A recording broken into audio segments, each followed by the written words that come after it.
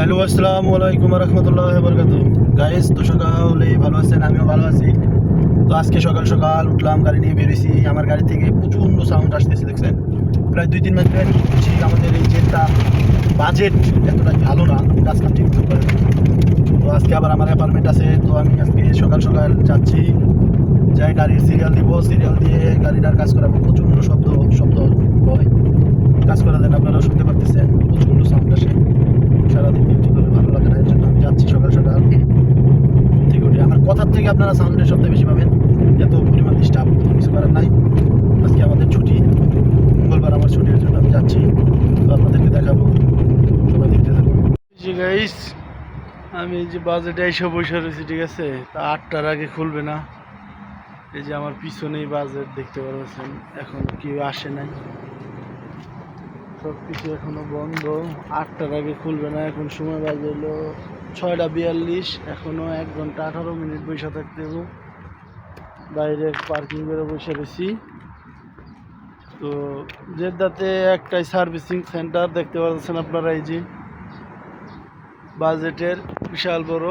তো আমাদের জন্য হয়ে যায় পরিশ্রম, এই হলো অবস্থা।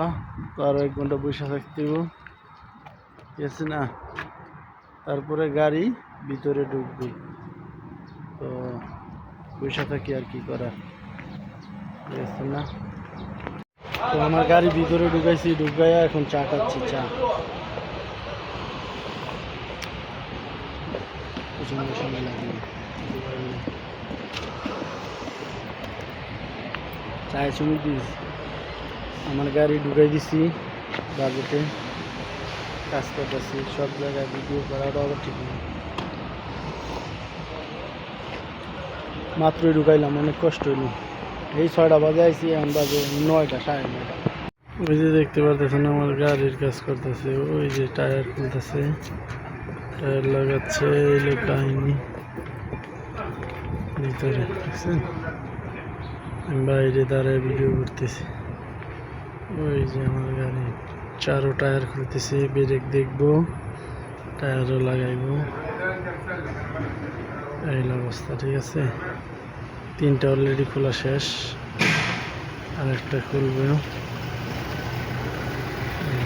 আমার গাড়ি ঘন্টা 2 লাগবে এখন কাজ করতে, সমস্যা নেই।